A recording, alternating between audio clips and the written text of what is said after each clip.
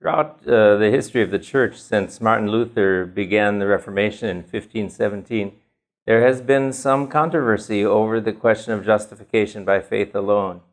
Luther was disagreeing with the Catholic Church, who said, the members of the leaders of the Catholic Church say, yes, we believe in justification by faith, but it's faith plus you have to attend the Mass and have penance, and there's baptism, and there's the Eucharist or the Lord's Supper. There are these sacraments, they would call, that add to your justification. And Luther said, no, justification by faith alone. Ephesians 2, 8 and 9, by grace you have been saved through faith. And that's not your own doing. It's the gift of God, not a result of works, so that no one will boast.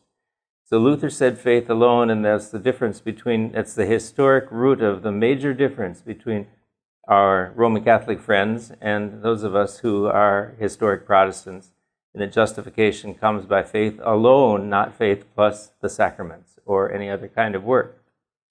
So that's been one controversy. Another controversy over justification by faith alone has come recently in the teachings of a British New Testament scholar named N.T. Wright. He has a new view of justification, new view of Paul's teaching.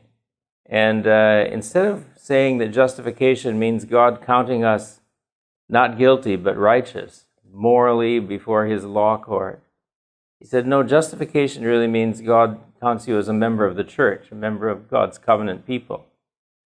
And it's a complicated discussion, but I think he's just dead wrong on this, in that the word justify, the Greek word dikaiao in the New Testament, it never means declare someone a member of a community. It always has to do with respect to God's relationship with us and the question of sin.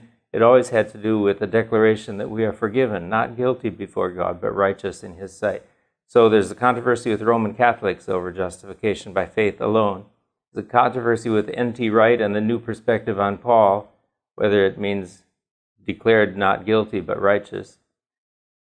And then there's another controversy that's come in the last 30 or 40 years because of this free grace movement, as I mentioned a minute or two ago, out of a teacher named Zane Hodges at Dallas Seminary. And he said, justification by faith alone means you don't have to have repentance with your faith, and you don't have to say that good works or change of life, change of conduct follows from faith, but it's just faith alone. I think that's wrong because he's misunderstood the Protestant teaching. He said justification by faith alone means nothing else goes with it, but the Reformers didn't think that, and I don't think the New Testament thinks that. The leaders of the Reformation and Protestant leaders following that, when they say justification by faith alone, they also added, but the faith that justifies is never alone. In other words, other things will come along with it, like a changed life, and certainly repentance from sin. And the free grace movement differs from that. And they say, wait a minute, you don't believe in faith alone. And my answer is, you're not paying attention to the sentence. And here's my my example. This is my key ring from Phoenix Seminary. And I have color-coded the keys with these little caps. So this cap with the key with the blue cap, I call the blue key. One with the yellow cap, I call the yellow key.